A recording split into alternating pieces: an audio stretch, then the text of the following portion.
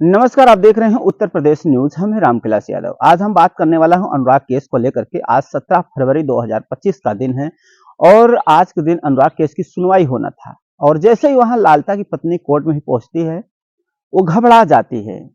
अब जैसे कि कहा जाता है कि पढ़े और ना पढ़े में फर्क होता है। प्रधान जी ने खुद बताया कि जो लालता की पत्नी है पढ़ी नहीं है, बहुत ज्यादा क्या कुछ पढ़ी लिखी नहीं है।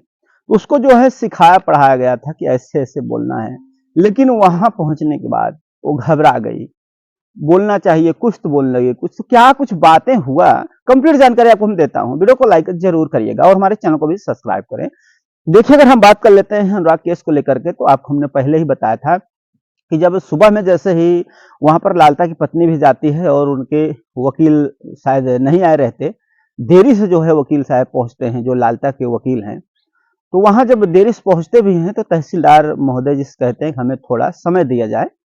आधा घंटे का समय मांग रहे थे, फिर भी इन्हें 1.5 घंटे का समय, 1.5 घंटे क्या, लगभग यहाँ जो समय उनको दिया गया था उसके बाद ये वहां पर दोबारा जब बुलाया गया, लगभग 12 बजे के लगभग, 12 साढ़े 12 बजे एक समय था जब पहली बार जो है वो लोग वहां पहुंचे हुए थे। फिर इनका जो है वकील जो था लालता का, वो बोलने लगा हमें समय चाहिए। तो उसे जो है 12:30 बजे के बाद से फिर 1:30 बजे जो है वहां पर सब लोग जाते हैं। लालता की पत्नी भी जाती है और वहां पर लालता के वकील भी जाते हैं और उन्हीं के साथ साथ प्रधान जी भी रहते हैं।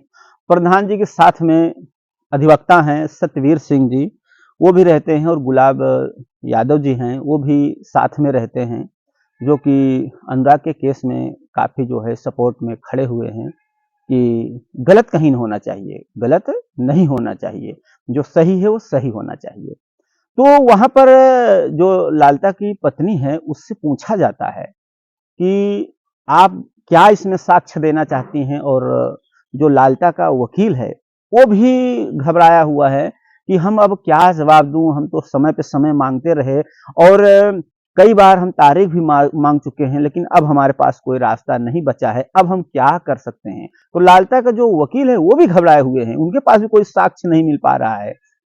फिर लालता की पत्नी से पूछा जाता है, तहसीलदार महोदय जी पूछते हैं कि क्या कुछ साक्ष्य आप दे सकती हैं कि जो मकान बनाया गया है वो किस तरह का बनाया गया, अवैध तरीके से है, वो बंजर जमीन में है। तब लालता की पत्नी कहती है कि बहुत पहले बना हुआ है, जब हमारी शादी हुई तो उसी घर में हम उतरी थी।